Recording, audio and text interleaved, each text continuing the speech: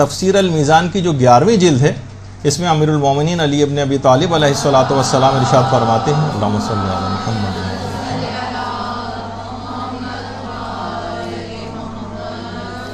کہ ہم ایک دفعہ پیغمبر اسلام کے ہمراہ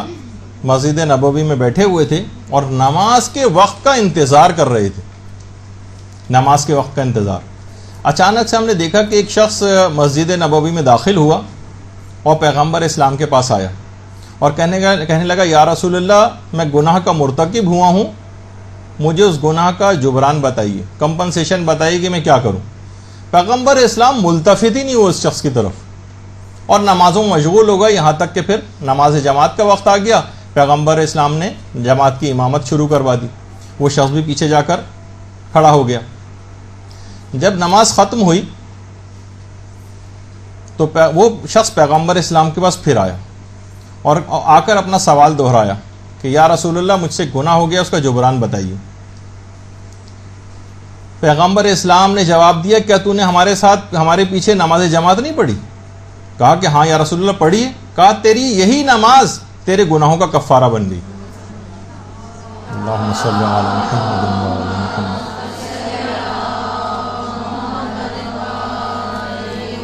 یعنی آپ نمازیں پڑھتے جائیے، ظاہر ہے کوئی بھی شخص معصوم نہیں ہے، گناہ اس سے ہوتے جاتے ہیں، لیکن ساتھ ساتھ آپ کے تمام گناہ بھی معاف ہوتے چلے جائیں گے۔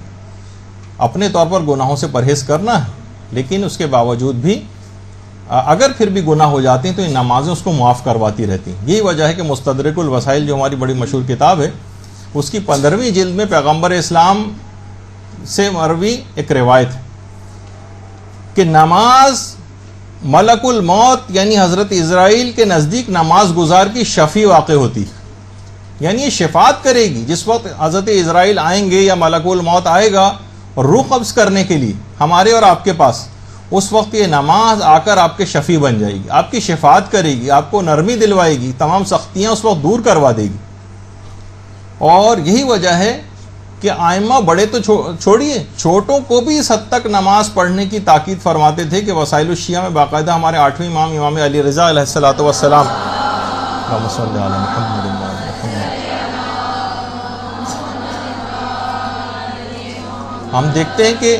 80 سال کے بوڑھے نماز کے پابند نہیں ہو پاتے کہ امام کی خدمت میں ایک 8 سال کا ایک بچہ آیا کہ جو 1 یا 2 روز سے جس نے نماز نہیں پڑھی تھی، تو امام نے عذرائے تعجب پوچھا،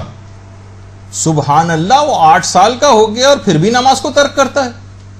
یعنی 8 سال کے بچے کے متعلق بھی امام نے اس انداز سے جملے کہے۔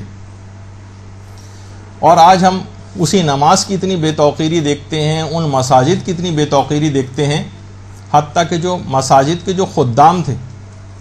دیکھیے ایک زمانہ تھا یہ جو مساجد کے جو خدام تھے یہ انبیاء ہوا کرتے تھے، اس کے متولی انبیاء ہوتے تھے۔ حضرت ابراہیم علیہ السلام یہ مسجد کے خادم ہوا کرتے تھے، صفائیاں کیا کرتے تھے، مسجد کی دیکھ بھال کیا کرتے تھے۔ حضرت زکریا کے متعلق ملتا ہے وہ مسجد کے متولی اور صفائی کرنے والے ہوتے تھے۔ اور حضرت مریم، ان کی والدہ نے باقاعدہ نظر کی تھی، جو قرآن کی آیات کے اندر بھی اس نظر کا تذکرہ آیا ہے کہ میرے ہاں جو بھی بچہ پیدا ہوگا وہ مسجد کا میں اس کو خادم بناؤں گی۔ لیکن آج ہم دیکھتے ہیں کہ اتنی بے توقیری اس نماز کی ہو گئی ہے، اتنی بے توقیری اس مسجد کی ہو گئی ہے کہ یہاں پر آج کے خادم کون ہوتے ہیں؟ جو پہلے انبیاء ہوا کرتے تھے، آج کون ہوتے ہیں؟ بوڑھے، بیمار، مریض، جاہل، داڑھی منڈے، بد اخلاق، چڑچڑے، ایسے افراد کو تقریباً ہر جگہ ایسا نہیں ہے لیکن بہت ساری جگہوں پہ اس طرح سے ہم کو دیکھنے میں آتا ہے، وہ صرف اسی وجہ سے۔ تو جبکہ ہم دیکھتے ہیں کہ معدود چند افراد کے بہت سے لوگ تو بہت سی مساجد میں جو خادم ہوتے ہیں وہ بہت فریضہ سمجھ کے بھی ادا کرتے ہیں، لیکن ہم دیکھتے ہیں کہ بہت سارے ممالک ایسے ہیں کہ جہاں پر باقاعدہ وہاں کے افراد نمازی صفائی نہیں کر رہے ہیں مسجد کی، بلکہ لیبر کا انتظام کیا جا رہا ہے۔ اخباروں میں اشتہارات آتے ہیں کہ بھئی فلاں مسجد کے لیے مزدور چاہیے جو صفائی وہاں پر کرے، فلاں جگہ پہ ہمیں کلینر چاہیے اور مسجد کے عملے کی صفائی کے لیے نہیں۔ مسجد کے آنے والے نمازی اتنے متکبر ہو گئے ہیں کہ وہ مسجد کی کوئی چیز جو ہے وہ صاف کرنے کو تیار نہیں، وہ سوچتے ہیں کوئی ہم یہ کام کیوں کریں، تو بہت حقیر اور چھوٹا کام ہے جو انبیاء کیا کرتے تھے کسی زمانے۔ تو بہرحال اب آپ خود سوچیے کہ دیکھیے آئمہ کے روزوں کی خاک و گرد صاف کر رہے ہیں، کتنا زیادہ ثواب۔ ہر شخص جا کے وہاں سے جھاڑو لیتا ہے اور وہاں کوشش کرتا ہے کہ میں سعادت کو حاصل کروں۔ تو کیا خدا کے گھر کی صفائی کی کوئی اہمیت نہیں کہ کوئی عام شخص اس کی کوئی صفائی نہیں کر سکتا؟ اور میں کہوں کہ تھوڑا سا یہ بھی دماغ میں رہے کہ مسجد کے ساتھ ساتھ مدرسے کی بھی کوئی کم ویلیو نہیں. یہاں پہ بھی اگر آپ کوئی چیز کچرا پھینک کے جائیں گی، کچھ کر کے جائیں گی، تو یہ بہت بے توقیری، ایسے ہی جیسے آپ نے مسجد کی کوئی توہین کر دی. یہاں پر صفائی ستھرائی رکھنا، اس کا خیال کرنا، کوئی چیز آپ کو نظر آیا آپ خود اٹھا کے ڈسٹ بن میں ڈال دیں، اس کی توقیر شمار ہوگی. یہ علوم محمد و آل محمد حاصل کرنے کی ایک جگہ ہے. درود بھیجیے محمد و آل محمد صلی اللہ علیہ وسلم.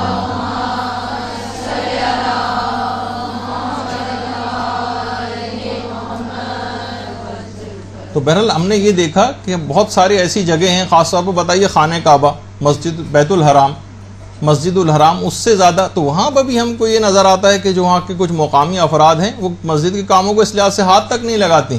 اور انہوں نے یہ جو گرین کپڑوں میں آپ کو نظر آ رہے ہیں اپنے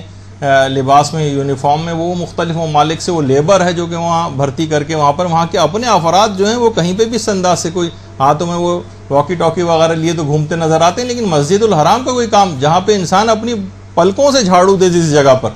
جو اس کو کرنا چاہیے، لیکن ہم دیکھتے ہیں کہ ایک بے توقیری ہے، اس کا اہمیت کا احساس نہیں کہ ہم کس جگہ پر